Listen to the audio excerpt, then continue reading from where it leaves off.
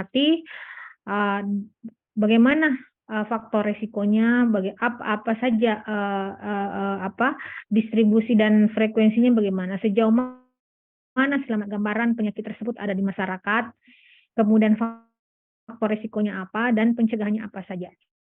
Ya, karena ini adalah penyakit yang mudah didapatkan dan berkembang di masyarakat, ya. Penyakit karena bisa contagious itu artinya bisa menular, tidak hanya karena menular karena dari terjadinya penyakit infeksi karena disebabkan oleh bakteri, virus, tetapi kemungkinan menular atau contagious itu disebabkan oleh perilaku. Jadi tidak selamanya bahwa penyakit ini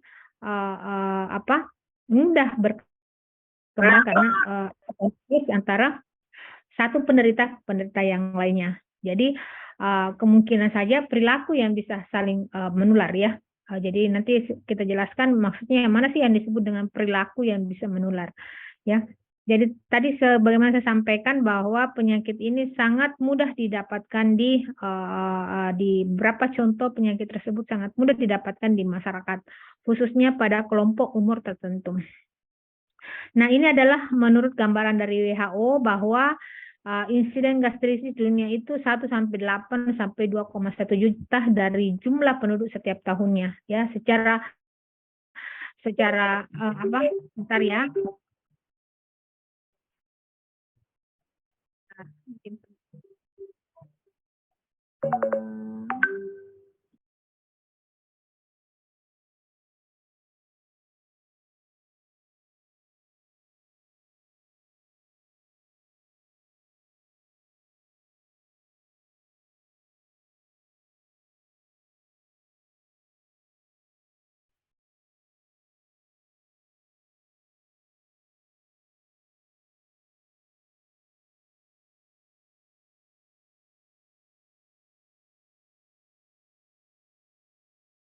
Ini secara global bisa dilihat di anak-anak bisa lihat selalu saya sarankan kalau melihat distribusi, frekuensi, dan determinasi dari suatu penyakit, silahkan dibuka di websitenya WHO, Representative Office Indonesia, ya. Di situ ada semua lengkap data-data penyakit apa yang Anda akan lihat. Kemudian data perkembangan dari penyakit tersebut, ya, maksudnya tren dari penyakit tersebut dari tahun ke tahun, yang tentunya update, ya, paling pokoknya update dari tahun ke tahun, ya. Jadi bisa kita lihat tapi sejauh ini yang kita butuhkan biasanya 5 tahun terakhir, ya. Nah, secara global WHO menyatakan bahwa sekitar 1 sampai 8 atau 2,1 juta dari jumlah penduduk setiap tahunnya, ya. Jadi begitu banyaknya prevalensi di sekitar kita atau komunitas kita, ya. Secara global ini betul-betul merupakan satu momok atau satu ancaman bagi masyarakat bahwa ini adalah betul bisa tidak mengenal umur dan bisa menjangkiti siapa saja. Nah, secara global Inggris yang paling tertinggi, Cina, karena secara ini, ya, secara China ini secara dilihat dari sebaran penduduknya dan angka jumlah penduduknya itu cukup tinggi, dan Kanada juga termasuk cukup tinggi, ya, bukan cukup tinggi, maksudnya memang tertinggi di antara 5 negara ini. Kemudian Indonesia termasuk juga angka yang paling tinggi, ya. Artinya kalau 40,8%, kalau kita lihat, ya, sekitar berapa jumlah penduduk Indonesia, sekitar 270, 40% dari itu kira-kira hampir secara global, ya, dilihat itu sekitar 1,8 sampai 2,1 juta, ya. Kemudian gastroenteritis yaitu suatu inflamasi of stomach atau intensitas inhibit nutrient absorption and excessive H2O and electrolyte loss, ya, kehilangan cairan. Jadi penyakit infeksi saluran pencerna yang dapat menyebabkan diare adalah buang air besar dengan tinja yang berbentuk cair atau lunak dengan frekuensi lebih dari 3 kali dalam 24 jam. Jadi biasanya parameternya lebih dari 3 kali dalam 24 jam. Nah, apa yang membedakan kira-kira diare yang biasa dengan diare misalnya setelah mengkonsumsi suatu makanan yang teriritasi dengan gangguan cerna kita? Apa kira-kira? Ada yang tahu? Apakah itu sudah dianggap sebagai suatu diare kalau sudah lebih dari 3 kali dalam 24 jam? Artinya kita sudah terjadinya suatu iritan dari atau inflamasi dari gangguan cerna kita. Apakah misalnya memakan sesuatu, mengkonsumsi makanan lebih dari setelah mengkonsumsi makanan tertentu dan terjadi respon terjadinya keluarnya tinja atau cair lunak dengan frekuensi lebih dari 3, itu sudah masuk dalam kategori diare. Ada yang mau menjelaskan? Kan ini adalah minggu terakhir ya. Sepertinya kalian pasti sudah tahu. Maksudnya paling tidak apa ya? Kalian sudah mempunyai gambaran banyak sekali tentang kejadian-kejadian tersebut ya. Maksudnya jenis-jenis dari penyakit atau gangguan gastroenteritis ini. Ada yang bisa menjelaskan? Andi Fitria Fausan? Ada Andi Fitria Fausan?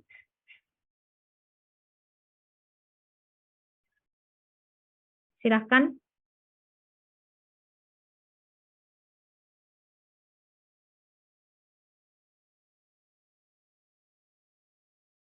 Jadi gastroenteritis ini bisa saja disebabkan oleh bakteri, parasit, poison by microbial toxin, atau foodborne intoxication.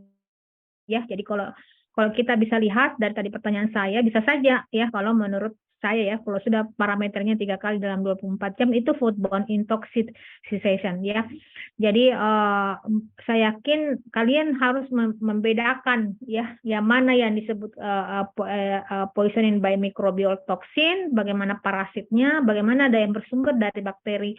Jadi Anda harus mengenal agen penyakit tersebut, semua saya yakin bahwa penyakit ini adalah agen biologi, ya agen biologi ya, harusnya Anda sudah bisa paling tidak mungkin sudah tahu penata laksanaannya, ya paling tidak tahu mendemonstrasikannya bagaimana pada saat ada seseorang pasien, ada seseorang mempunyai gangguan gastroenteritis.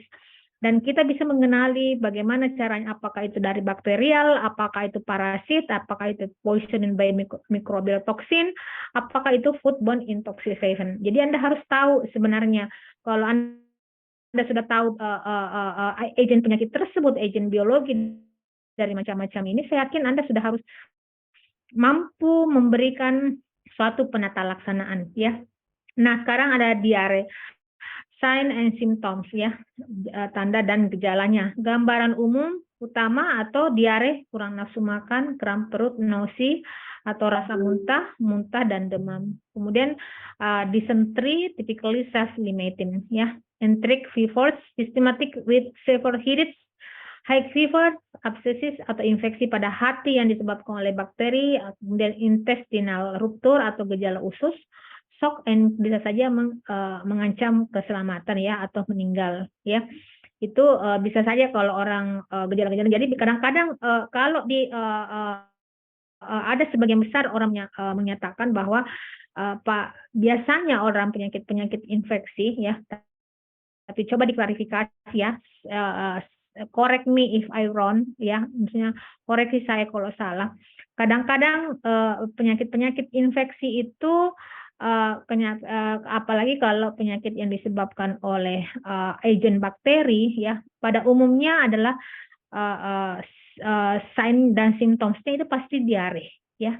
Jadi kadang-kadang kalau anak-anak bisa membedakan ya mana sih maksud saya kadang-kadang hari pertama tanpa konfirmasi apa-apa, pemeriksaan lebih lanjut, pemeriksaan serologi, pemeriksaan darah, ya kadang-kadang dokter pun bingung menentukan bahwa ini si pasien yang Anda hadapi ini adalah terkonfirmasi penyakit apa. Kadang-kadang itu masih masa inkubasi, ya, masa inkubasi dari suatu penyakit, ya, yang mana tanda-tanda dari inkubasi dari suatu penyakit infeksi itu almost similar, ya, hampir sama semuanya, ya, hampir sama. Apakah itu demam, muntah, kemudian ada rasa nozinya atau rasa muntahnya, kemudian ada diarenya. Nah, pada saat itu mungkin Anda masih bingung, ya, bingung menentukan apa sih si pasien ini sebelum Anda masuk kepada penata laksanaannya, ya. Jadi kadang-kadang gejalanya sama, kemudian itu masih dicurigai atau probable istilahnya, atau kemungkinan, ya, kemungkinan ini, kemungkinan. Setelah Anda melewati atau masih ada suspek, ya, ada dua kemungkinan, probable, suspek. Kemudian nanti setelah pemeriksaan serologi, ya, pemeriksaan tambahan, ya, pemeriksaan lainnya secara klinis, baru Anda bisa mengkonfirmasi bahwa betul-betul pasien yang Anda hadapi itu pure, apakah itu diare atau gangguan gastroenteritis atau ada penyakit-penyakit infeksi yang lainnya yang kemungkinan mulai menjalar atau mulai menginfeksi seseorang tersebut, ya. Kemudian epidemiologinya, jadi secara gangguan gastroenteritis termasuk diare ini terjadi di mana saja seluruh dunia. Kemudian transmisinya via oral atau mulut atau fekal anus. Kemudian yang paling ini yang bisa kita lihat, ya, biasanya ciri-cirinya water common reservoir atau tempat di mana agent hidup dan berkembang biak semua masuk hidup atau SAT. Kemudian overcrowding atau poor sanitation sebagai suatu risk factor. Kemudian binatang may be source of infection, ya. Jadi kemungkinan ini adalah binatang adalah salah satu suatu infeksinya, ya, sumber dari suatu infeksi. Kadang-kadang orang menyebut bahwa animal poisoning, ya, animal poisoning. Kalau ya food poisoning atau ini animal food poisoning or weather poisoning atau animal poisoning itu bisa dibedakan, ya. Jadi risk faktornya bisa saja dari sini, atau transmissernya atau carrier-nya adalah bisa karena animal, bisa karena waterborne disease, ya, karena ini diare masuk kepada waterborne disease, bisa foodborne disease, bisa animal disease, animal borne disease. Artinya penyakit-penyakit yang perantaranya itu adalah animal, atau penyakit-penyakit itu dia perantaranya adalah air, ya.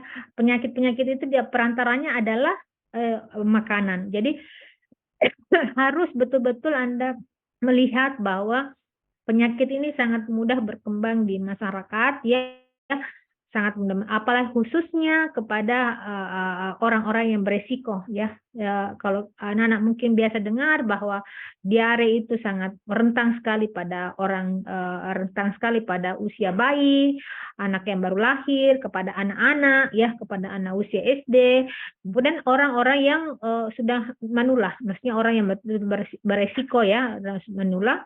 Kadang-kadang itu susah, kadang-kadang banyak terjadi, ya, banyak terjadi, apalagi ditambah dengan risiko lingkungan yang tidak higienitas.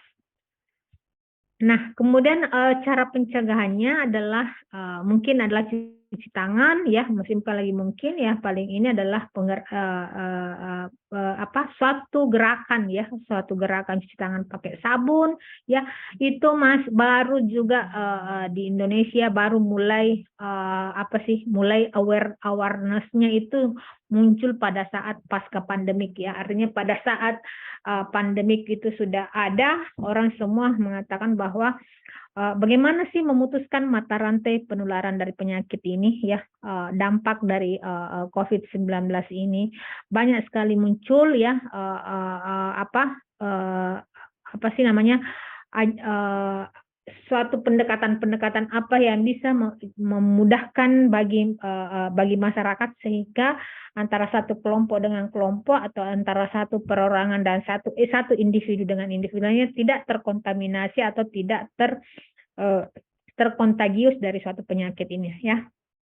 Adalah pencegahannya adalah cuci tangan, pengolahan makanan yang tepat dan memasak yang sesuai, kemudian pasteurisasi susu dan jus, sanitasi kebersihan yang baik, kemudian suplai air bersih, tidak memakan makanan dari yang seru mentah, selalu mencuci saat makan kemudian dikeringkan, ya. Jadi itu salah satu bukan lagi salah satu tapi berapa trik-trik yang mudah mencegah penyakit-penyakit gastroenteritis khususnya diare. Ya, kemudian ada pun pengobatannya atau ada yang disebut dengan rapid replacement fluid of electrolyte ya, secepatnya menggantikan air ya, cairan ya, dan elektrolitnya, kemudian anti nausea medication ya, anti vomiting ya, kemudian antimicrobial use untuk severe case. Jadi untuk antibiotiknya mungkin bisa digunakan untuk pengobatan yang lebih serius begitu. Kalau memang sudah mengarah ke sana. Kemudian bakterial gastroenteritis, 3 kelompok bakteri yang paling infeksius ya. Jadi anak-anak di sini sudah harus tahu ya penyakit-penyakit apa yang bisa muncul, penyakit-penyakit apa yang bisa muncul diakibatkan 3 bakteri ini yang common mudah ditemui di masyarakat ya, yang mudah ditemui di masyarakat yaitu Vibrio cholerae ya. Kolera itu masih banyak sekali terjadi ya dan kalau kemarin yang terjadi apa ya? Oh, campak, maaf. Yang campak di Aceh yang baru saja ada penyakit yang tiba-tiba muncul yang sudah tidak ada. Kolera ini kalau saya bilang Papua bukan juga ya, kemarin campak juga ya yang di Papua kasus KLB. Kemudian kalau yang saya terakhir mungkin bacanya selain di Indonesia, kolera itu banyak sekali di negara India ya. Di sana masih sangat higienitasnya masih sangat rendah sekali. Jadi kejadian-kejadian KLB kolera ini banyak sekali terjadi di sana. Artinya prevalensinya dan insidensinya sangat tinggi. Ini disebutkan adalah penyebabnya adalah bakteri yang salah satunya adalah Vibrio cholerae ya. Jadi kalian kalau sudah tahu jenisnya, bahkan kalau secara clinician Anda bisa membaca dari gambaran dari bakteri ini, Anda bisa membedakan bakteri ini, mungkin bisa menentukan penata laksananya apa. Kemudian Enterix ya, yang paling banyak adalah Salmonella Shigella dan E. coli, kemudian Campylobacter atau jejuni ya. Kemudian bakteri gastroenteritis, penyebab diare yang terpenting dan tersering adalah Shigella ya, khususnya Shigella flexneri dan Shigella dysentery, Entamoeba histolytica dan merupakan penyebab disenteri pada anak yang usianya di atas 5 tahun dan jarang ditemukan pada balita ya. Jadi mungkin bisa ya membantu kalian mengenal jenis-jenis bakteri dan kemungkinan-kemungkinan apa yang terjadi dan di kelompok umur mana yang sering terjadi ya, khususnya untuk penyakit diare ini misalnya yang tersering itu adalah Shigella dan itu pun ada macam-macamnya ya, dan pada kelompok umur mana, kemudian pada populasi yang mana seringnya ya menyerang kelompok bakteri ini dan kenapa dia lebih cenderung hidup ya, lebih cenderung hidup pada kelompok usia tertentu ya, khususnya pada seperti ini ya, Shigella, khususnya Shigella flexneri dan Shigella dysenteria ya. Kalian mungkin harus lebih mendalami ya tentang bakteri tersebut, jenis-jenis bakteri tersebut dan bagaimana pencegahannya dan bagaimana penata laksananya. Kemudian disenteri amoeba ya, disenteri adalah penyakit infeksi saluran pencernaan akibat tertelannya kista histolitika yang merupakan mikroorganisme anaerob bersel tunggal dan bersifat patogen.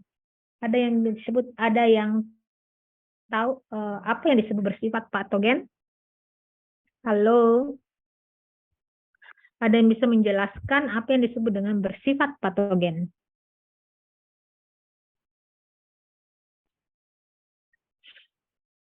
Kalau masa sih tidak ada yang tahu? Lalu dok, Silakan. terus tapi ya dok, maksud dari bersifat patogen itu adalah bersifat merusak daripada tubuh dok. Ya, betul sekali yang bersifat merusak. Bahkan kalau ada penyakit itu dia lebih memperparah dari penyakit tersebut. Ya, kalau yang setahunya lebih memperparah gejala suatu penyakit ya bersifat patogen. Kemudian prevalensinya lagi dysentery ini ya prevalensinya itu sekitar distribusi berdasarkan kelompok umur, prevalensi diare tertinggi terdapat pada dewasa besar 16,7% ya. Prevalensi diare 13,5 terdapat di daerah pedesaan dibandingkan di daerah perkotaan. Sebenarnya kalau kita lihat fenomenanya sekarang apa ya tingkat prevalensi atau tingkat insidence dari suatu penyakit ini dari diare ini sebenarnya kalau kita lihat kalau ada berapa artikel bukan lagi maksudnya saya cuma baru dua mungkin membaca artikel karena saya tertarik pada penyakit-penyakit infeksi komunitas ya penyakit infeksi komunitas pada khususnya pada bayi. Sebenarnya orang yang ditinggal kalau kita perbandingkan, maksudnya ada yang skop penelitian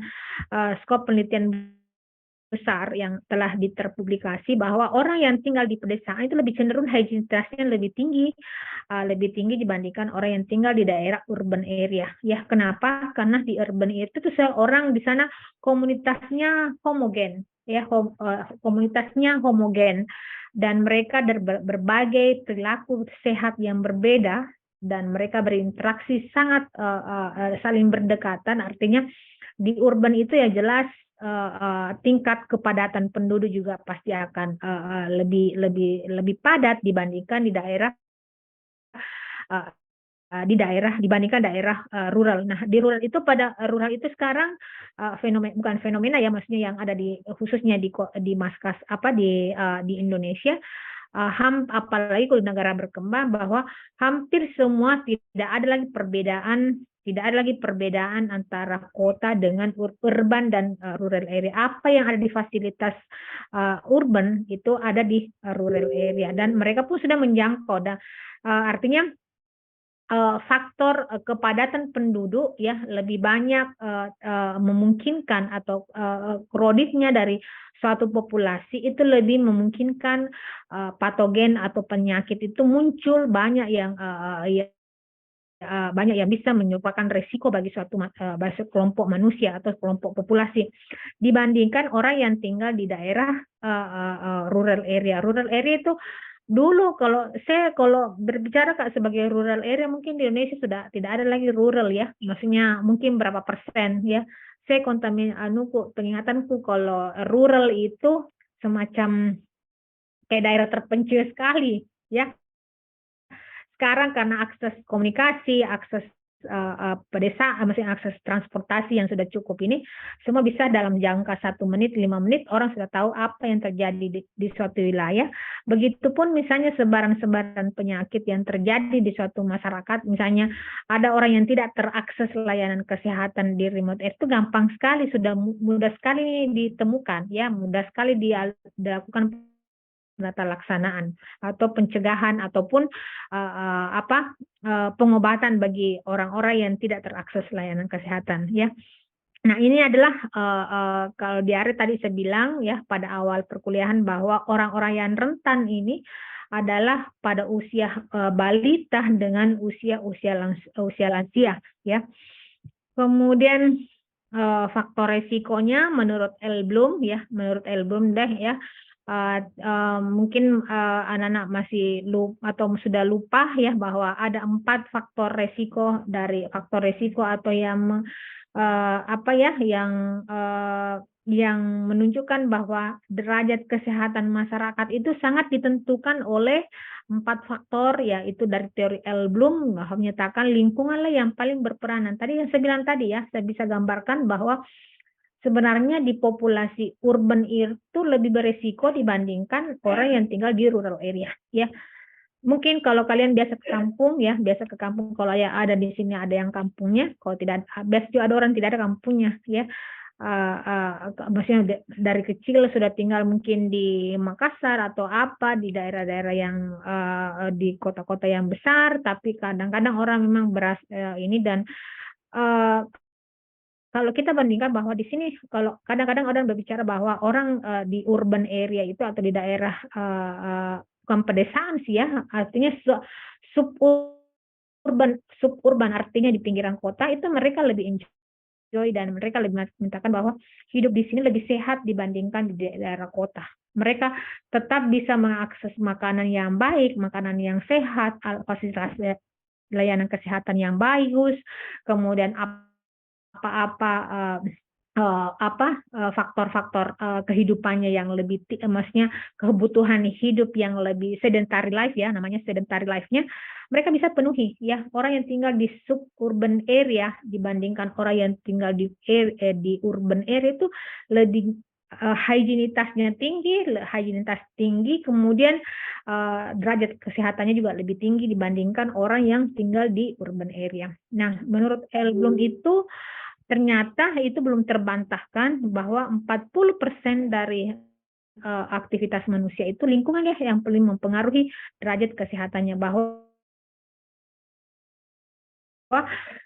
masyarakat itu kesehatan kita itu sangat ditentukan oleh, atau kesehatan masyarakat itu sangat ditentukan di mana kita tinggal ya, di mana kita tinggal itu namanya lingkungan di mana kita berada, yaitu 40% dalam pencapaian, dan kemudian diikuti dengan 30% adalah faktor perilaku. Kemudian 20% adalah pelayanan kesehatan dan 10% adalah hereditas atau keturunan. Ini yang harus kalian harus betul-betul tahu kalau belajar tentang faktor risiko penyakit-penyakit komunitas ya. Kemudian faktor risiko secara global ya, faktor risiko secara global, kondisi iklim global, kemudian penipisan ozon, kemudian efek polusi zat toksik terhadap ekosistem global mengakibatkan limbah semakin banyak. Limbah itu bisa banyak ya. Sekarang kehidupan semakin banyak temuan ya, banyak juga limbah. Kita tidak sadar bahwa kadang-kadang masyarakat itu memakan atau namanya siklus hidup ya, life circle ya, itu akan berputar. Maksudnya apapun penemuan dari temuan-temuan tentang kehidupan yang lebih bagus ya, tetapi pasti ada dampaknya. Jadi efek polusi zat toksik. Jadi mungkin saja kita tidak pernah berpikir bahwa misalnya orang yang hal-hal yang tidak pernah kita dugakan, misalnya kalau misalnya penyakit kulit ya, pencegahan orang sekarang kecantikannya semakin mudah sekali, orang yang tadinya biasa-biasa saja bisa berubah menjadi wow ya, itu bisa saja bisa dengan sentuhan teknologi mereka mudah berubah sekali, dan orang kadang tidak sadar bahwa efek dari itu, dampak dari itu, dan akibat dari itu adalah life cycle. Artinya ada hal yang mungkin diambil dari beberapa dari lingkungan kita sebagai suatu treatment ya, yang kita tidak sangkakan itu bisa melekat kepada manusia. Jadi bisa dilihat di sini bilang efek polusi zat toksik terhadap ekosistem global mengakibatkan limbah semakin banyak. Kemudian perubahan iklim termasuk degradasi lingkungan perairan dan laut serta peningkatan populasi manusia itu merupakan suatu faktor risiko dari suatu penyakit. Jadi penyakit gastroenteritis itu sebenarnya adalah faktor yang sangat berpengaruh karena itu tadi iklim, penipisan ozon itu jelas sudah masuk kepada ranah lingkungan, yaitu 40% dari kehidupan kita itu sangat tergantung daripada lingkungan. Jadi bagaimana menyeimbangkan kehidupan kita ya, bagaimana menyeimbangkan antara lingkungan dengan kehidupan manusia bisa seimbang ya. Kemudian pencegahan berdasarkan tinjauan IKM ya, stop, jadi ada namanya 5 pilar STBM, yaitu stop buang air besar sembarangan, kemudian cuci tangan pakai sabun, pengelolaan air minum dan makanan, pengelolaan sampah, dan pengelolaan limbah cair. Stop buang air sembarangan.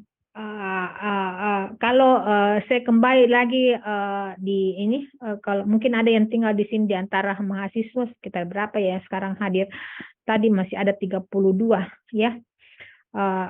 dari 100 yang sertanya lebih dari 100 yang mengikuti. Stop buang air besar sembarangan. Tidak usah jauh-jauh kita mencari di mana orang stop buangan air ini ya. Stop buangan air di daerah Pampang itu masih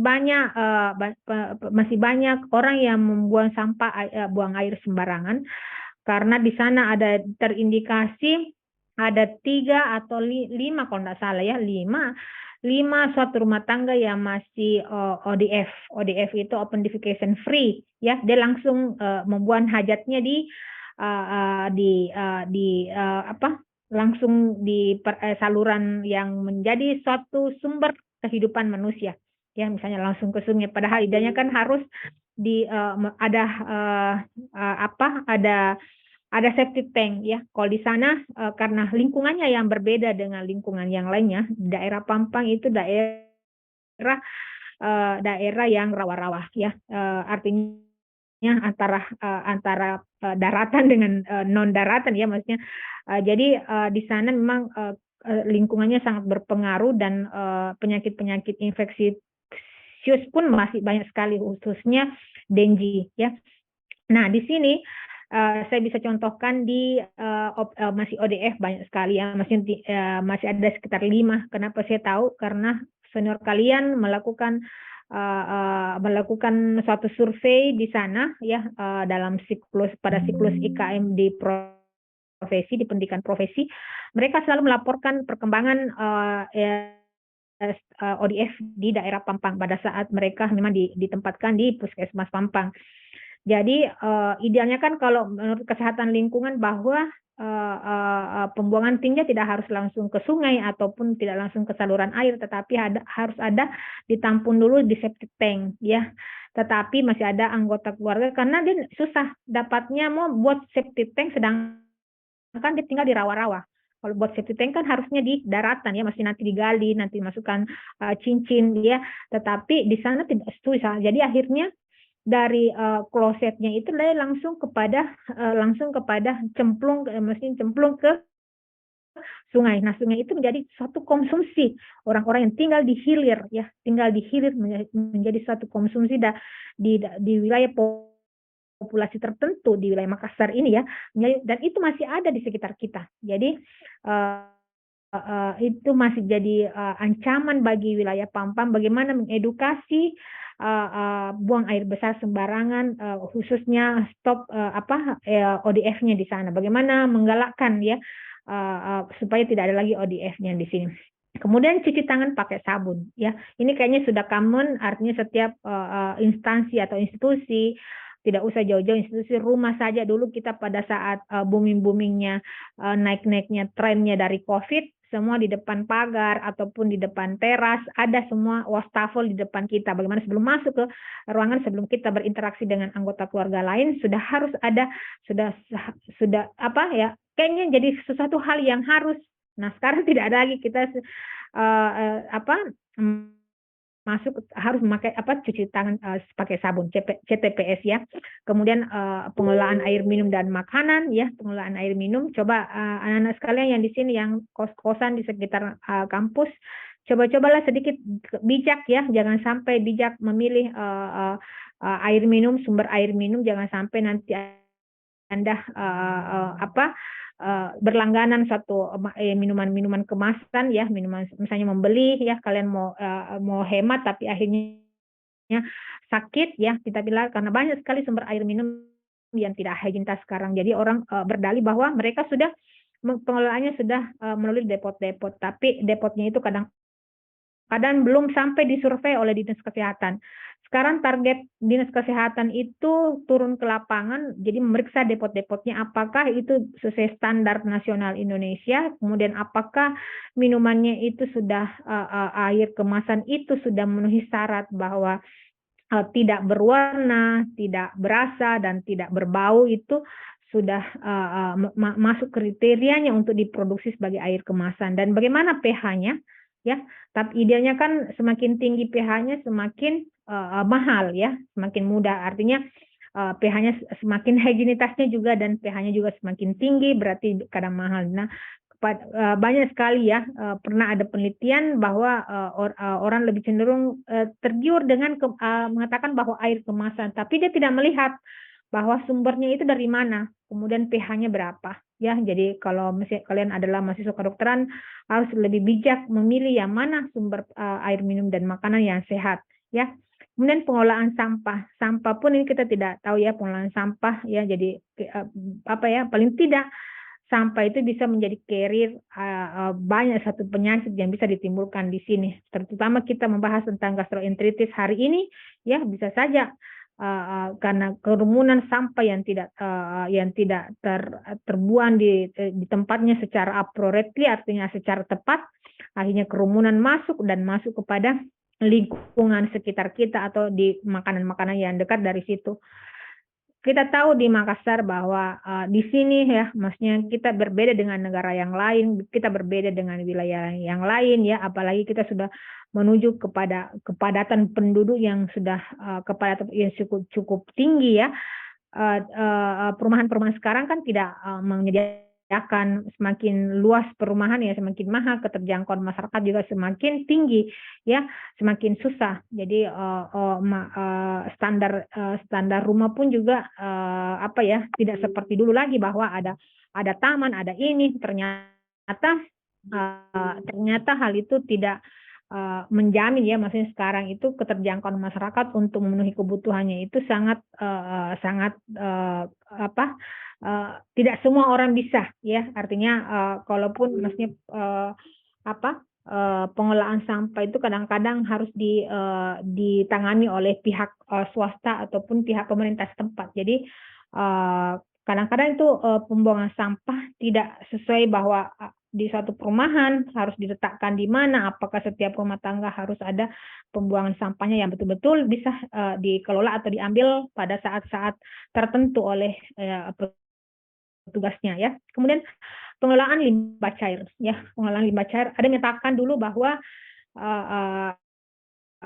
perairan Sulawesi itu khususnya di Kota Makassar itu sudah tercemar ya, tapi sampai sekarang belum sampai penelitian sampai ke tahap mana, karena saya belum pernah membaca ya, masih mungkin juga out of my apa ya, di luar perkiraan saya, tapi yang selama ini yang saya update pernah menyatakan bahwa perairan Sulawesi atau perairan di Makassar itu sudah tercemar, tapi sampai tercemarnya itu berapa itu belum sampai kepada tahap penelitian. Tapi sampai sekarang fine-fine saja orang mengkonsumsi ikan, tidak ada dampak merkurinya, dan belum ada penelitian juga menyatakan bahwa apakah penelitian ini apakah perairan di Kota Makassar ini, di wilayah Kota Makassar ini, mulai misalnya Pantai Potere dan lain-lainnya itu di sekitar itu sudah tercemar merkuri ya, karena kita dikelilingi oleh beberapa pabrik mungkin atau pengolahan makanan-makanan saji ya, makanan-makanan yang bisa dikirim ke berbagai pulau, itu bisa memberikan limbah ya, limbah cair yang bisa mempengaruhi juga tatanan ekosistem di lingkungan manusia ya, itu, dan itu bisa mempengaruhi orang mengkonsumsi air dari sana, air disuling dari laut kah ya, tapi selama ini kan kita di Makassar masih ada sumber minum dari bili-bili, tapi bagaimana dengan misalnya kota-kota besar bahwa air laut yang dijadikan sebagai sumber mata air minum itu akan dikelola lagi di apa seperti di Singapura, dikelola lagi dari sampah itu yang bisa menjadikan listrik ya, sampah rumah tangga bisa dijadikan sebagai alat penerangnya nanti ya. Kemudian bagaimana juga dengan kita ya, pengolahan limbah cair, bagaimana ekosistem yang ada, tentunya harus penelitian lebih lanjut ya yang dari sini. Nah, inilah tinjauan dari IKM ya, apa program yang dilaksanakan dengan menerapkan 5 pilar atau STBM, sanitasi total berbasis masyarakat. Kemudian death proportionnya. Death proportionnya adalah proporsi kematian. Penyebab kematian karena diare dengan proporsi kematian untuk seluruh kelompok umur sebesar 3,5%. Sebagaimana tadi saya sampaikan bahwa kejadian gastroenteritis ini bukan hanya kepada usia-usia muda, tetapi semua merata, tidak mengenal umur. Tetapi yang lebih berisiko itu adalah usia bayi, ya, usia di bawah 5 tahun, kemudian usia anak sekolah, kemudian usia lansia, ya. Tetapi berdasarkan proporsi kematian untuk seluruh kelompok umur atau seluruh kelompok umur, ya, kalau kita kelompokkan mulai dari kelompok umur 1 sampai 5 tahun, 6 tahun sampai 10 tahun itu sekitar diversinya atau perbedaannya itu sekitar 3,5%, berada dalam urutan 13 dari 22 penyakit kematian bagi penyakit menular ataupun penyakit tidak menular. Coba nanti anak-anak kalau entah itu semester depan, ya, karena sudah mau berakhir semester ini, semester genap, kalau ada kegiatan early clinical skill-nya, ya, buktikan, ya, meskipun ini data itu sudah tahun 2019, nyatakan, buktikan bahwa diare itu masuk kepada peringkat 10 penyakit terbesar di setiap puskesmas, ya. Nanti ingat saya kalau maksudnya Anda punya kegiatan atau ada salah satu blok, biasanya siklus hidup itu biasanya turun ke puskesmas, early clinical skill namanya EC, kegiatan EC turun ke puskesmas khususnya untuk penanganan vaksinasi. Coba dilihat papannya masing-masing, karena Anda nanti ditempatkan di berbeda puskesmas, setiap kelompok pasti berbeda puskesmasnya. Anda bisa lihat di situ penyakit diare, penyakit-penyakit yang berhubungan dengan foodborne disease, penyakit yang berhubungan dengan waterborne disease, animal borne disease, itu kalian bisa lihat dia hampir seluruh, mungkin kalian bisa kumpulkan, mungkin seluruh ada misalnya di sini sekitar 20 kelompok, 20, melibatkan 20 ke puskesmas. Pada saat Anda kembali dari puskesmas, diskusi dengan kelompoknya, rata itu diare berada di 10 penyakit terbesar. Artinya penyakit ini memang merupakan suatu momok di kelompok atau populasi masyarakat, karena selalu ada, dan dia merupakan suatu peringkat 10 penyakit. Artinya itu yang common di wilayah tersebut. Misalnya Anda tinggal di daerah Mangasah, ya, saya contohkan ini karena dekat, Anda bisa identify, ya, identify puskesmas, misalnya karena kita tinggal kuliah di Unismu, di situ ada puskesmas, ya, di situ ada puskesmas. Anda bisa identifikasi, ya, di puskesmas tersebut.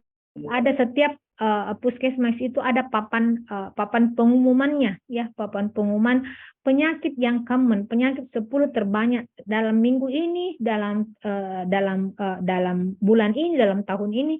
Pasti diare selalu menempati 10 penyakit terbesar, ya. Makanya pencegahannya itu adalah pendekatan IKM, karena berada di maksudnya penyakit ini adalah penyakit, bukan penyakit individu, bukan penyakit bahwa ada satu penderita di sana, nanti setelah berapa jarak jauh dari rumah tersebut ada lagi. Kalau ini adalah penyakit yang common, penyakit common artinya mudah didapatkan di masyarakat. Makanya penanganannya adalah pendekatan IKM, ya. Jadi Anda harus tahu dulu proporsinya, kematiannya kena berapa, prevalensinya berapa, kemudian frekuensinya apa. Jadi kalau Anda sudah tahu dari hal tersebut, sebaran penyakit ini, Anda sudah bisa tahu bagaimana cara pengelolaannya, artinya cara penanganan dari penyakit tersebut. Nah, jika dikelompokkan berdasarkan kelompok penyakit menular, maka proporsi kematian karena diare adalah sebesar 13,2%, yang berada pada urutan keempat dari 10 penyebab kematian. 10 penyebab kematian, 10 penyakit terbesar, dia masuk entah di 9, entah itu 8, entah itu 7, 6, atau 4, dan seterusnya. Yang jelas dia masuk dalam peringkat 10 penyakit terbesar, hampir di seluruh berapa puskesmas kerjasamanya Unismu, dan hampir tiap minggu saya datang itu, maksudnya kadang-kadang saya pergi observasi senior kalian, melihat aktivitasnya mereka berjalan atau tidak. Hampir semua ada di papannya itu diare selalu menempati 10 penyakit. Maksudnya selalu ada, ya. Bukan, saya tidak bisa menyatakan bahwa dia urutan 4, yang jelas ada di 10 besar, ya. Kemudian penyakit kematian karena diare tertinggi pada kelompok usia 29 hari sampai 11 bulan. tertinggi ini 29 hari. Kalau 29 hari kan itu masih new neonatal, artinya early neonatal. Bayangkan kematian belum bisa 1 bulan ini. Kalau kelompok usia 28 hari, kalau tidak salah itu ya. Kalau 0 hari sampai 28 hari itu yang disebut dengan early neonatal. Artinya kematian dini ya, usia dini karena diare tersebut. Bayangkan Ki, bisa karena infeksi nosokomial ya, maksudnya infeksi yang terjadi di rumah sakit, bisa karena penanganan pada ibunya yang caringnya adalah ibunya sendiri karena PHBS-nya sangat kurang, pengetahuannya juga sangat kurang dan lingkungannya juga sangat kurang. Jadi bisa menyebabkan kematian pada usia 20 kurang daripada 1 bulan. Kalau saya sih di sini 28 hari ya. 28 hari. Biasanya disebut dengan neonatal, early neonatal, kematian dini, belum 1 bulan itu sudah masuk kematian, dan 11 bulan.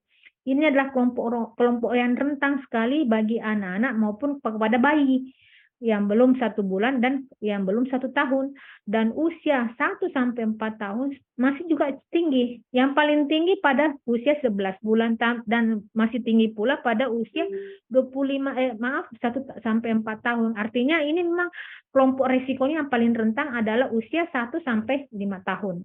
Nah, selama tahun 2008 dilaporkan telah terjadi KLB diare pada 15 provinsi dengan jumlah penderita sebanyak 8.400 orang meninggal dan 200 penderita dan meninggal 209. Artinya di antara 8.000 penderita ini yang teridentifikasi, yang terobati, yang mendapatkan layanan itu sekitar 209 orang, sekitar 2,8 kematian atau yang disebut juga dengan case fatality rate. Jadi ingat Ki, case fatality rate itu adalah angka kematian yang diakibatkan oleh suatu penyakit tertentu ya.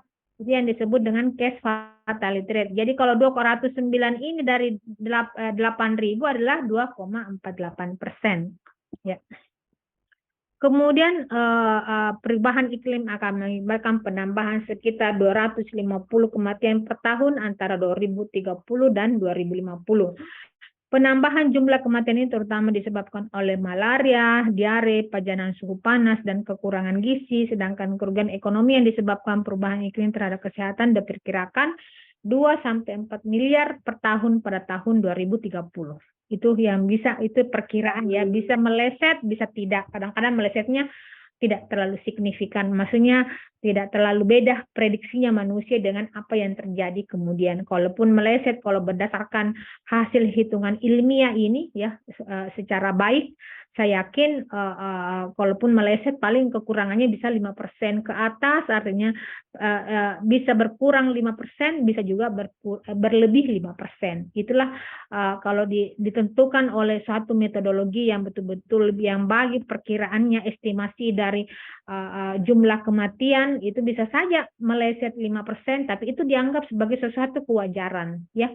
Jadi bisa saja berlebih 5%, bisa saja berkurang dari 5%. Kemudian di proportion, jika dikelompokkan, ya ini tadi sudah. Kemudian penyebab kematian akibat diare. Tampak bahwa diare baik yang disebabkan oleh virus, bakteri, dan protozoa masih merupakan masalah kesehatan masyarakat utama yang perlu penanganan dan kajian dari berbagai aspek. Jadi kalau saya sih kalian nanti sebagai seorang calon tenaga dokter harus tahu ya, menjelaskan kepada pasien atau menjelaskan kepada masyarakat bahwa virus itu munculnya dari mana, bakterinya itu protozoa dari mana, ya agentnya dari mana, Anda harus jelaskan ya. Orang cuma tahu bahwa dia diare karena mungkin karena masuk angin, dia tidak tahu bahwa ada sumber-sumber atau resiko-resiko penyakit yang ada di sekitarnya, dari makanan dari bakteri, kayak mestinya ada carrier-nya tersendiri. Kalau Anda tidak tahu bahwa ini maksudnya saya yakin maksudnya kalau apa ya, kalau semua mungkin tenaga kesehatan tidak tahu memilah yang mana dari virus, bakteri, protozoa, dan kemudian Anda melempar kepada masyarakat untuk meng-share ilmunya Anda, saya yakin penyakit ini masih remain prevalence. Artinya masih menjadi suatu momok ya. Prinsipnya kalau di IKM itu bahwa penyakit itu sebenarnya tidak kita penyakit-penyakit yang berhubungan dengan penyakit masyarakat itu bukan berarti kita mau menghilangkan. Yang mau ditangani adalah bagaimana menurunkan kejadiannya, ya. Tugas Anda nantinya pada saat Anda sudah menjadi dokter adalah bagaimana menurunkan kejadian ini dari 13,2%, dari 31,4%, bagaimana menurunkan target-target Anda yang usia 11 bulan. Kalau ada yang mau bilang, saya mau nanti mencurahkan betul tenaga saya bagaimana berkontribusi menurunkan angka kematian akibat diare ini pada usia 1 atau 11 bulan, karena di sini adalah rentan-rentannya, atau pada usia masih 0 hari atau sampai 30 hari. Terserah Anda di mana. Saya yakin kalau Anda bisa mengetahui yang misalnya kalau ibu menyusui kepada anaknya yang masih bayi, ya, bagaimana mengedukasi, bagaimana memberi penata laksananya, bagaimana misalnya memberikan asupan ASI yang sehat dan bagus, ya, tidak bisa terkontaminasi oleh virus dan bakteri, penyajiannya bagaimana, ya, memberikan edukasi kepada mereka. Saya yakin itu adalah kontribusi Anda untuk menurunkan angka kematian tersebut. Nah, penyebab kesakitan dan kematian akibat diare di Indonesia tidak dapat diketahui secara spesifik apakah disebabkan oleh virus, bakteri, dan protozoa. Kelompok host yang beresiko. Ini ada kelompok host, ya. Tadi kan kalau kita belajar tentang epidemiologi, saya lupa tadi waktu awal bahwa mempelajari epidemiologi ada 3 hal, ya, itu disebut dengan trias epidemiologi. Ada yang disebut dengan agent, ya, ada tadi jenis-jenis agent penyakit, ya, agent bakteri, agent sosial, agent kimia, agent nutrisi, ya, agent fisik. Nah, kelompok host yang beresiko, jadi ada 3 hal yang di sini adalah agent, lingkungan, dan host. Nah, host itu siapa? Host itu adalah makhluk hidup, ya, artinya kita manusia ataupun binatang, semua makhluk hidup. Jadi di sini kondisi tersebut semakin buruk, terutama jika terjadi pada populasi rentan seperti anak-anak dan orang tua. Tadi saya jelaskan kan, usia lansia dan orang tua. Wilayah dengan infrastruktur kesehatan yang kurang memadai, demikian pula dengan bencana alam akibat perubahan iklim, menurunnya sanitasi lingkungan, dan lain sebagainya yang sangat berpengaruh terhadap derajat kesehatan masyarakat. Di komponen 3 ini yang sangat berkaitan adalah pasca sesuatu kejadian atau pasca sesuatu bencana, ya, biasanya banjir, kebakaran, kemudian gunung meletus, ya, biasanya karena kebanyakan di tempat-tempat pengungsian, ya, terbatasnya atau limited access kepada sanitasi air, kemudian limited access kepada makanan-makanan yang sehat, maksudnya karena sangat terbatas, kemudian dipakai bersama, akhirnya itulah merupakan resiko-resiko timbulnya penyakit-penyakit tersebut, ya. Kemudian diagnosis klinis pemeriksaan laboratorium, hal ini kadang-kadang sebagian besar diagnosis yang dilakukan oleh tenaga medis tidak berbasiskan hasil pemeriksaan laboratorium, tetapi hanya berdasarkan diagnosis klinis. Diketahuinya dengan pasti prevalensi penyakit diare oleh protozoa adalah dari hasil penelitian atau hasil pemeriksaan laboratorium pada penderita rawat inap di rumah sakit. Tunggu dulu ya, ini penting dari Prof.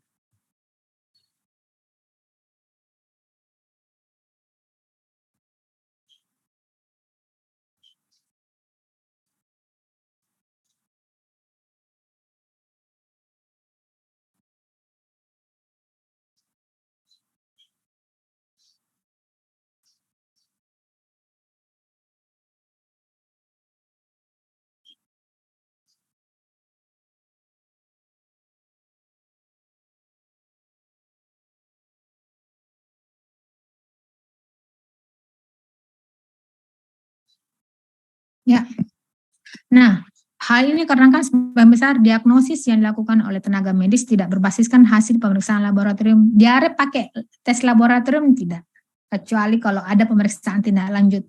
Misalnya dia, yang saya tahunya ya, misalnya kalau ada ciri-ciri, maksudnya kemungkinan atau second opinion yang diminta bahwa dia sudah di pemeriksaan, dia tetap diare, kira-kira apa ini? Ya, itu dan itu banyak sekali terjadi kesalahan-kesalahan karena namanya layanan primer, ya, Tidak, layanan primer kan ada layanan awal yang sangat basic sekali. Nah, kadang-kadang yang ini saya mau ceritakan ini dari kasus seniornya juga yang lagi intensif ya, yang lagi ini yang lagi siklus IKM di profesi ya. Jadi dia mendapatkan kasus seperti ini di puskesmas Patingaloang, itu di dekat pelabuhan di sana ya. Penyakit yang sangat berhubungan dengan di sini, penyakit gastroenteritis ya. Saya lupa tepatnya apa, tetapi gejalanya selalu diare ya.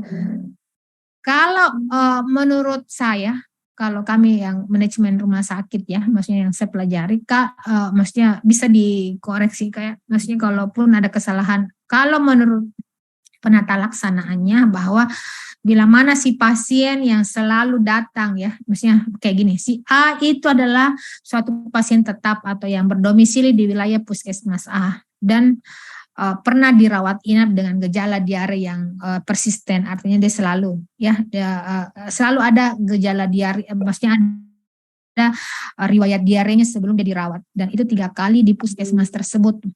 Idealnya si perawat ini atau dokter ini sudah harus merujuk kepada rumah sakit, maksudnya rumah sakit ke tingkat yang lebih tinggi idealnya. Tetapi dia menganggap bahwa itu masih diare biasa, padahal itu adalah suatu ciri-ciri dari suatu penyakit. Akhirnya si pasien ini mengklaim bahwa ada kesalahan, kenapa dia berkembang menjadi suatu penyakit yang lebih serius ya, anggap misalnya itu kanker ya, pokoknya dia akhirnya keterlambatan mendiagnosisnya, keterbatasan dari pemeriksaan atau diagnosis klinisnya hanya di layanan primer ya. Tapi idealnya kalau sudah 3 kali ini berarti bukan lagi penyakit-penyakit yang murni atau pure karena gangguan gastroenteritis, tapi pasti ada penyakit yang sudah berkembang lebih serius ya.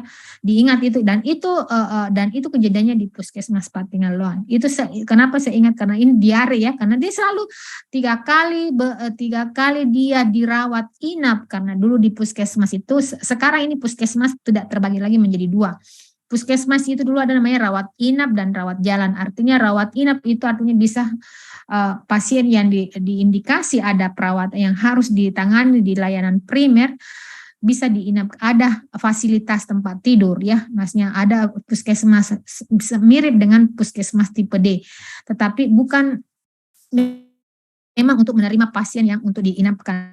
Itu dulu terbagi 2 jenisnya. Sekarang kembali lagi tidak ada, semua layanan primer di puskesmas tidak ada namanya perawatan ya, tidak ada penanganan serius, semua hanya edukasi dan konseling ya, edukasi promotif dan konseling. Kalaupun ada ditemukan tanda-tanda bahaya, itu harus dirujuk ke level yang lebih tinggi, ke rumah sakit tipe D, tipe C, tipe D, tipe B, tipe A. Nah, inilah kesalahan-kesalahan yang biasa muncul di puskesmas ya, atau layanan primer, karena tidak berbasiskan hasil pemeriksaan. Jadi dokternya cuma meriksa karena stetoskopnya, berdasarkan pengalamannya, berdasarkan kajian ilmunya. Tetapi si pasien ini kalau sudah mempunyai sudah 3 kali dirawat ya, dengan mungkin dalam 1 tahun itu, akhirnya penyakit, saya lupa penyakit apa yang kira-kira akhirnya dioperasi karena keterlambatan mendiagnosisnya, karena tidak berbasiskan hasil pemeriksaan laboratorium, tetapi hanya berdasarkan diagnosis klinis, ciri-ciri klinisnya. Diketahuinya pasti prevalens penyakit diare oleh protozoa adalah dari hasil penelitian atau hasil pemeriksaan laboratorium para penderita rawat inap di rumah sakit. Jadi baru bisa diketahui bahwa diare oleh protozoa pada saat sudah diambil sampelnya, fesesnya mungkin bahwa ini betul-betul karena akibat dari protozoa ya.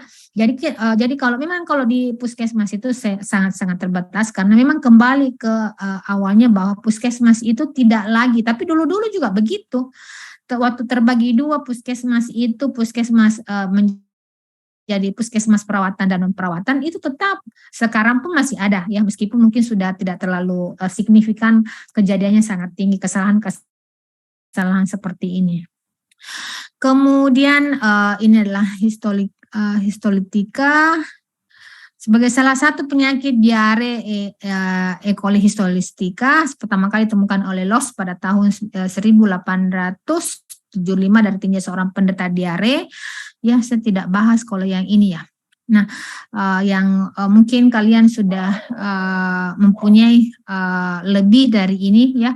Ini ya jenis-jenis ininya, bakterinya. Ya, sedangkan yang saya mau tahu morfologi dan siklus hidup. Nah, ini yang saya bisa gambarkan kepada mahasiswa semua bahwa diagnosis parasitologi kedokteran oleh Lin dan Garcia ini kita bisa lihat bahwa morfologi dari siklus hidup bisa menjadi suatu pelajaran bagi kalian bagaimana sih mempelajari dari makanan, minuman terkontaminasi ke kista, kemudian dari tinja ya, maksudnya mulai dari manusia usus besarnya, kemudian menembus usus besar melalui aliran darah, kemudian trofosit ya, kemudian menuju ke hati, paru-paru, setelah itu makan lagi, minum terkontaminasi, menelan lagi kista manusia. Jadi betul-betul merupakan suatu morfologi, artinya suatu siklus yang saling berhubungan. Ya, ini adalah salah satu contoh bagaimana siklus hidup atau morfologi dari suatu perkembangan dari suatu penyakit yang berhubungan dari penyakit gastroenteritis. Ya, nah gejala klinik yang lain lagi adalah gejala klinik amebiasis tergantung pada lokalisasi dan beratnya infeksi, khususnya tadi yang untuk E. coli histolytica hidup sebagai organisme komensal di dalam usus besar dan tidak menimbulkan gejala. Kemudian gejala klinik yang lainnya ya, amebiasis intestinal akut, gejalanya berlangsung kurang dari 1 bulan. Bayangkan itu kalau lamanya kurang dari 1 bulan, 1 hari, 2 hari saya kita kena begini ya, terinfeksi seperti ini, kayak mau bagaimana rasanya, apalagi kalau berlangsung sekitar kurang dari 1 bulan. Kurang dari 1 bulan kan macam-macam, ada 3 minggu, ada 21 hari, ada 2 minggu, ada 1 minggu ya. Kemudian distribusi penyakit. Disentri amuba dapat ditemukan di seluruh dunia, bersifat kosmopolit dengan insiden bervariasi ya, antara 3 sampai 10%. Umumnya terdapat di wilayah tropis dan subtropis dengan tingkat sosioekonomi rendah dan higienitas sanitasi yang buruk. Dan penyakit-penyakit ini memang berhubungan dengan di ini ya, maksudnya di wilayah kita. Kenapa kita mudah sekali ini ya, mudah kalau anak-anak mau belajar tentang biologi ya, bagus sekali kalau antara perubahan musim saja, dari musim kemarau ke musim hujan itu banyak. Kalau Anda mau lihat siklus-siklus kehidupan morfologi dari suatu penyakit ya, kalian bisa lihat di situ perubahan penyakit apa yang muncul pada saat masa transisi antara dari musim kemarau ke musim hujan ya. Antara musim hujan juga ada yang pada puncak-puncaknya hujan dengan musim pada saat sudah menurunnya ya kapasitas atau intensitas, itu pasti akan muncul berbeda-beda suatu penyakit. Nah, kita di ini betul-betul tinggal di daerah yang mudah sekali tertangani dan mudah sekali muncul suatu penyakit-penyakit akibat iklim atau lokasi atau topografi kita di Indonesia memang yang sekitar daerah pesisir, daerah dikelilingi oleh lautan, kemudian terdiri dari beberapa pulau-pulau ya, betul-betul cakupannya sangat besar dan berada di garis khatulistiwa, sehingga mudah sekali berkembang banyak sekali yang mudah berkembang patogen penyakit ya yang disebabkan oleh virus, bakteri maupun amuba ya. Kemudian namun di daerah dengan iklim dingin atau kondisi sanitasi yang buruk, tingginya angka kejadian penyakit setara dengan di daerah tropis. Insiden tertinggi disentri amuba ditemukan pada kelompok usia 10 sampai 25 tahun. Ini tadi saya bilang ya, namun daerah dengan iklim dingin dan kondisi sanitasi yang buruk, tingginya angka kejadian penyakit setara dengan di daerah tropis. Ini saya bisa sampaikan kepada, saya punya pengalaman, ini yang saya bisa sharing ya. Saya pernah melihat ya pada saat saya sekolah, saya melihat pada anak-anak sekolah ya, mulai dari namanya Youcheng itu adalah SD, bukan SD, adalah penitipan anak. Ada waktu tertentu dalam 1 minggu atau dalam 1 bulan, saya tidak terlalu tahu persis, saya tidak ingat persis itu berapa kali anak-anak harus berada di luar kelasnya atau di luar ruangan kelas mereka, harus bermain main, tetapi ada waktu mereka harus keluar di lapangan di sekitar sekolahnya dan itu dibiarkan untuk bereksplor sendiri, ya. Dan saya menanyakan karena anak itu dan sekolah di sana rata-rata memang menyediakan skop, tempat sampah, kemudian glove, kemudian semprot-semprot untuk tanaman-tanaman di sana, kemudian dan mereka membebaskan anak tersebut bereksplor, memegang semua benda-benda yang bukan benda-benda yang ada di sekitar lingkungan tersebut. Misalnya di halaman tersebut mereka bisa membuat patung-patung dari tanah atau membuat kreativitas dari tanah di sekitar sekolahnya tersebut. Dan saya menanyakan kepada gurunya, apakah itu tidak berbahaya bagi anak tersebut? Dari situ saya masuk pikiran saya, apakah tidak berbahaya kalau kami itu di negara saya itu sudah bisa menimbulkan kecacingan, bisa menimbulkan pokoknya penyakit infeksi, ya. Saya bilang begitu. Dan itu saya, kamu lain, ya. Maksudnya pasti kamu pelajari, ya. Jadi langsung masuk dan itu masuk dalam reasonable, ya, bahwa yang saya biasa pelajari bahwa kita tinggal di tropis, ada sesuatu patogen penyakit atau bakteri atau virus yang muncul seiring dengan perubahan iklimnya kita, ya, yang tadi saya sebutkan tadi, mulai dari masa pancaroba, mulai betul-betul musim tuh hujan turun lebat, kemudian pelan-pelan akan hilang, ya, hujan rintik, atau bahkan antara musim panas, musim dingin, atau lagi panas dan dingin, tiba-tiba hujan lagi, kita tidak tahu masa bagaimana yang disebut di situ, ya, dan itu pasti banyak sekali timbul penyakit. Nah, di sana dia sudah tertata. Artinya ada musim semi, ada musim dingin, ada musim panas, ada musim autumn, 4 musim, ya. Jadi mereka tahu bahwa mereka sudah teliti katanya bahwa tanah itu tidak terlalu mengandung bakteri ataupun apa-apa patogen yang bisa merusak, menginfeksi anak-anak tersebut, ya. Itu makanya saya bilang tadi, ternyata saya pelajari di kedokteran tropis, pelajari penyakit-penyakit tropis, memang ada suatu apapun itu tidak mudah berkembang. Kita sangkakan bahwa sama di negara kita, ya, bahwa akan mudah timbul di situ apa kira-kira yang bisa menimbulkan kecacingan, ya, yang muncul kira-kira akibat kecacingan karena dia bersentuhan dengan tanah, di situ ada bakteri-bakteri apa yang bisa melekat, yang bisa, ternyata ada suatu bakteri, ya, bakteri ataupun penyakit patogen dari suatu penyakit yang tidak tumbuh pada saat musim tertentu, khususnya misalnya di musim hujan, ya. Jadi itu musim dingin, ya, musim dingin dan musim panas. Betul-betul di sana kalau musim dingin ekstrem. Jadi beda masih makhluk hidupnya, ekosistemnya pasti akan berbeda dengan orang yang ekosistem yang di tropis. Makanya dia bilang di sini mungkin kamu sangkakan akan muncul sekitar yang bisa menyebabkan disenteri amoeba, tapi kemungkinan di negara kalian mungkin itu rawan, tetapi negara kami tidak. Akhirnya saya berinisiatif mencari buku-buku. Iya betul, faktor lingkungan, faktor iklim itu bisa mempengaruhi, ya, maksudnya betul. Tidak semua yang kita sangkakan, makanya kalau mungkin kita ada suatu saat anak-anak ke sana, mestinya melihat kehidupan orang di sana, misalnya kok dia bisa dengan tenang dia membuat kayak patung-patung, anak-anak pakai itu kan riskan sekali bagi kita. Kalau di Indonesia itu sangat riskan sekali bagi anak-anak memegang tanah, ya.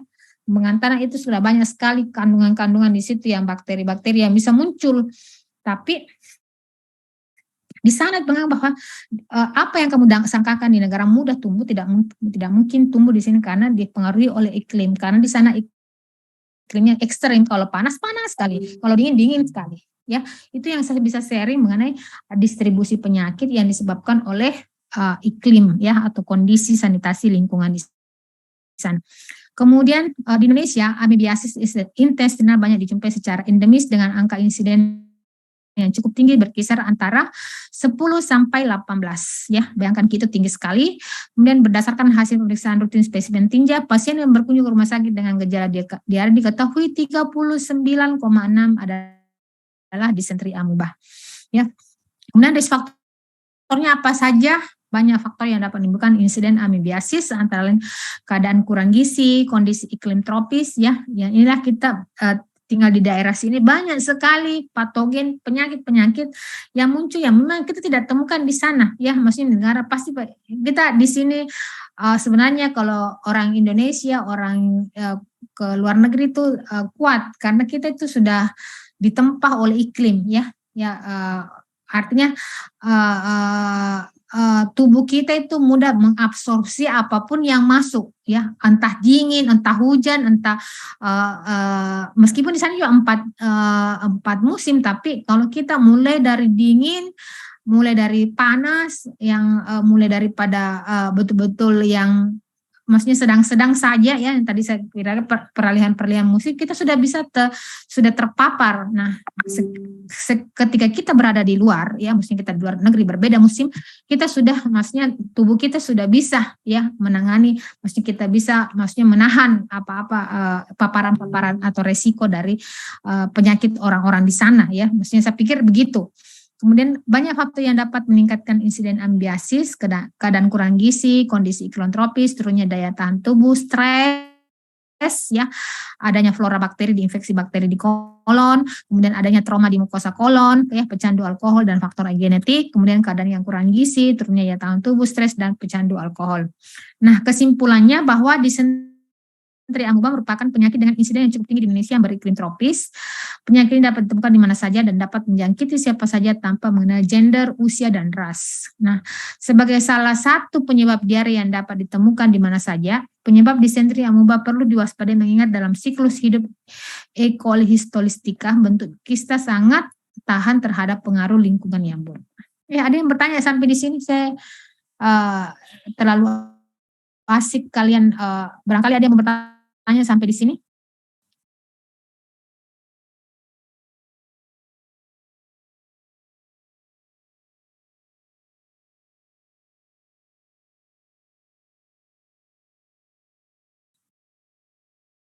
Ada yang bertanya sampai di sini? Halo? Halo? Sampai ya, Dok.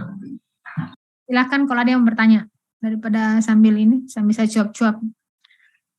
Baik, kalau tidak ada saya lanjutkan lagi, ya. Kalau ada silakan dijelasin, enggak apa-apa. Masih ada kok sekitar waktu 15 menit lagi, ya. Nah, kesimpulannya tadi sudah pencegahan dan pengendalian. Upaya pencegahan dan pengendalian disentri amuba dapat terlaksana dengan baik jika masyarakat dapat menerapkan pola hidup bersih dan sehat dan menjalankan prinsip hygiene perorangan dan sanitasi lingkungan yang baik. Upaya tersebut di atas secara efektif dapat memutus siklus penularan penyakit. Penerapan pola hidup bersih dan sehat pada masyarakat dapat tercapai jika pendampingan advokasi kepada masyarakat berjalan secara kontinu, terarah, dan terprogram dengan baik dimulai dari institusi kesehatan terdepan, puskesmas atau pembantu dan puskesmas. Puskesmas pembantu maksudnya, ya. Kemudian kolera, ya. Ini ada masih banyak, tapi nanti saya akan langkai kalau memang sudah waktunya. Apalagi kalau berhubungan secara klinis saya akan langkai, ya. Sekarang kita masuk ke kolera. Kolera adalah causative agentnya adalah Vibrio cholerae. Ini bakteri, ya. Jadi agentnya adalah bakteri. Yang salah satunya adalah Vibrio cholerae, ya. High infection dose, bakteri sensitive to stomach acid, adheres to small intestine dan multiply, bakteri don't enter cell. Ya, itu kalau dia kolera.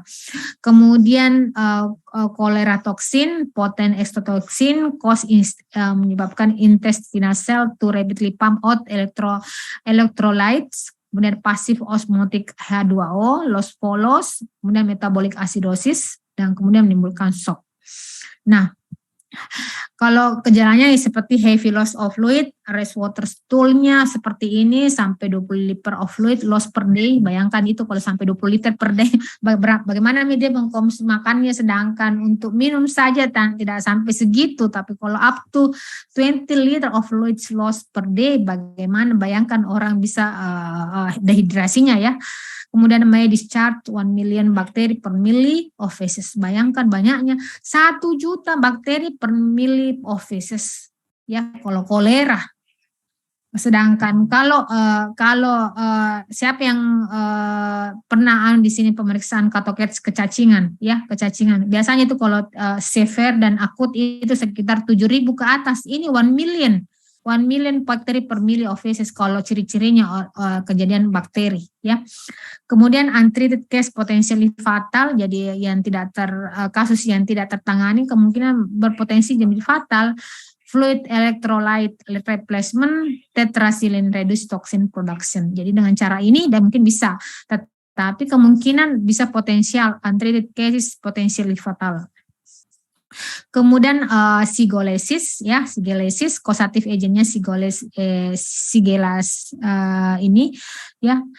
Kemudian sigola disteria tadi saya sudah jelaskan, ya, Flexneri, kemudian Boydii, kemudian Sony, ya, low infectious dosis, bakteri not sensitive to stomach acid, karakteristik by fever and dysentery. Jadi karakteristiknya apa? Demam dan mencret dysentery, ya, low infection dosis. Kemudian yang ini infeksi cells, ya, gambaran-gambaran dari tipe-tipe Shigella ini, ya. Mungkin bisa kalian pelajari, ya, secara klinis, kemudian secara kasus bagaimana, kemudian pendekatan pencegahannya bagaimana.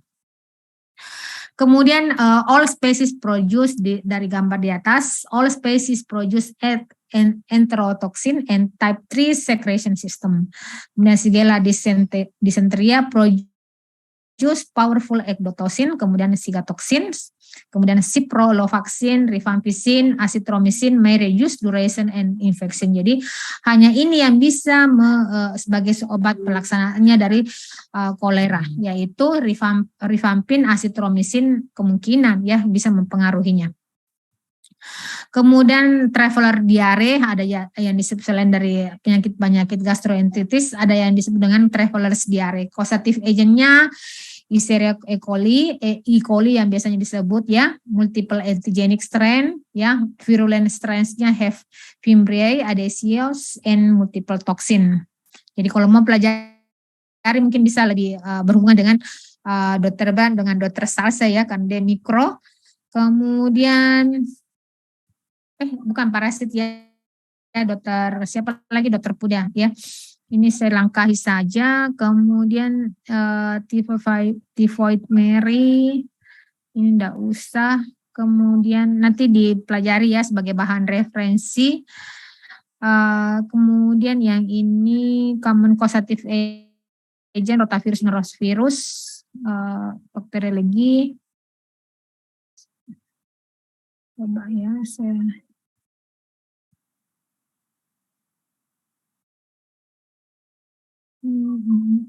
saya langsung kepada pencegahan tingkat masyarakat kalau begitu, ya.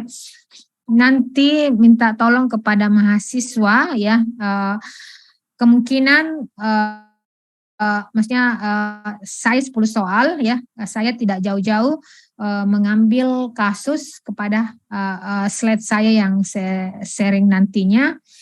Kemudian cara penata laksanaannya, bagaimana epidemiologinya, bagaimana faktor-faktor resikonya, kemudian secara klinis yang jelas saya tidak masukkan, tetapi secara pendekatan IKM, ya. Nah, kembali ke asalnya bahwa pencegahan di tingkat masyarakat itu, ya, penyakit-penyakit di atas yang diakibatkan oleh penyakit atau yang disebut dengan penyakit gangguan cerna hati atau gastroenteritis. Yang paling manjur itu maksudnya tadi pertama sudah ada STBM, kemudian sudah ada namanya gerakan masyarakat dan UKS, yang paling didekati oleh puskesmas itu penilaian primer, yaitu STBM dan Germas dan UKS. Itu rutin di puskesmas dilakukan, dia akan turun ke masyarakat. Karena pada saat terjadi sesuatu gangguan atau ada laporan-laporan di wilayah kerjanya, ya puskesmas lah yang yang bertanggung jawab. Artinya bertanggung jawab, dia tidak bisa memberikan suatu pencegahan kepada masyarakat wilayah. Dia ditugaskan untuk bagaimana mengedukasi masyarakat di sekitar wilayah kerjanya. Tetapi kalau banyak kejadian seperti ini, biasanya sih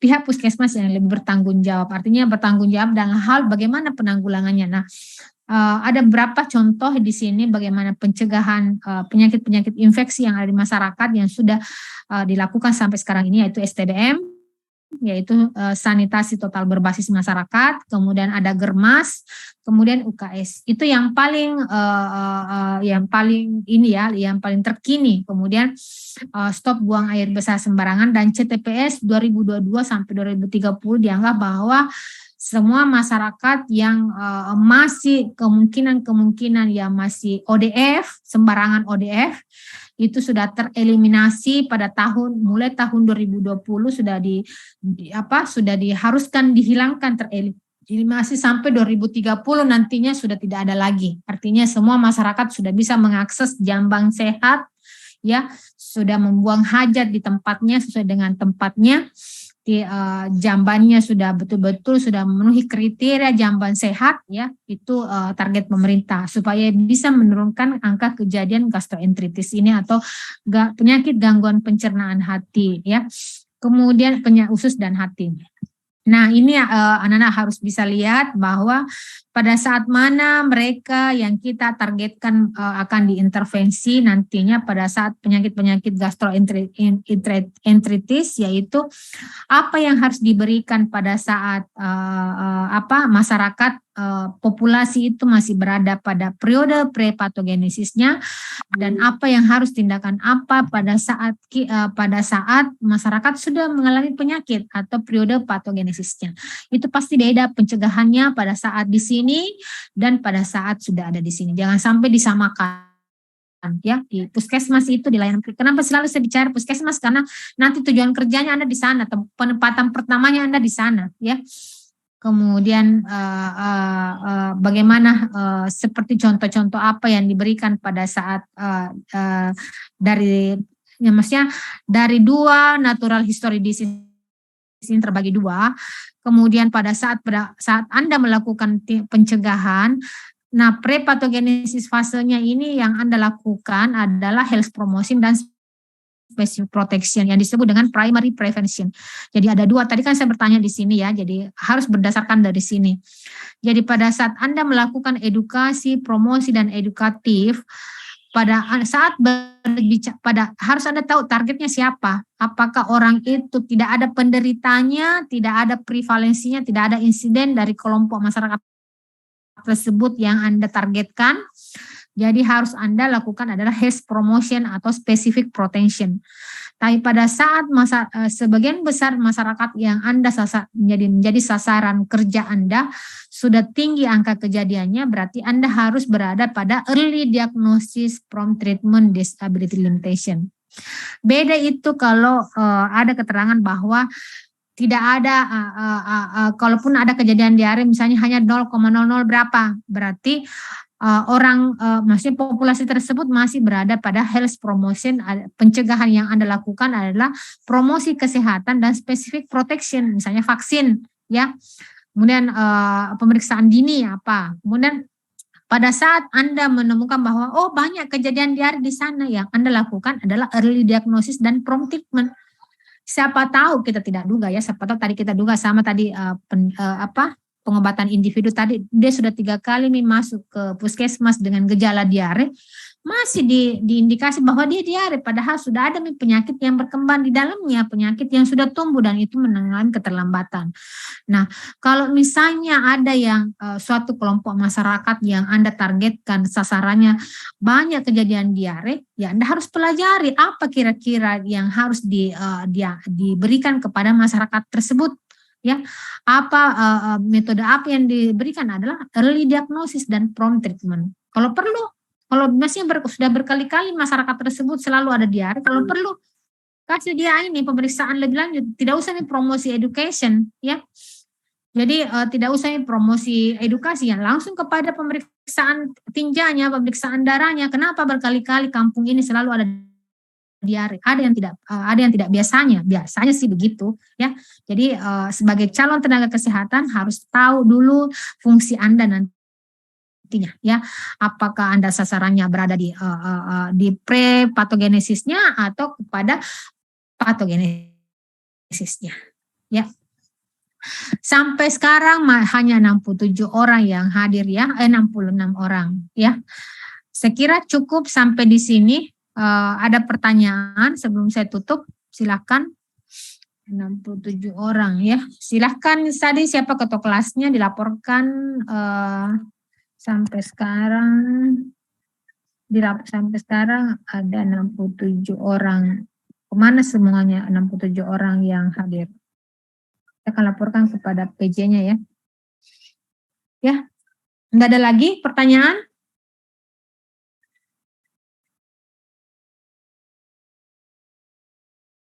Ya, baik, kalau tidak ada, sekira cukup sampai di sini ya.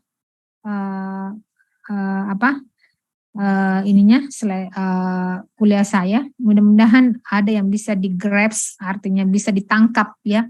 Anda bisa nanti apakah Anda aplikasikan nanti pada saat ujian atau pada saat Anda jadi dokter atau apalah tenaga kesehatan lainnya nantinya. Ya, kalau tidak ada pertanyaan, sekira cukup sampai di sini. Wabillahi taufiq wal hidayah. Assalamualaikum warahmatullahi wabarakatuh. Waalaikumsalam warahmatullahi wabarakatuh. Terima kasih.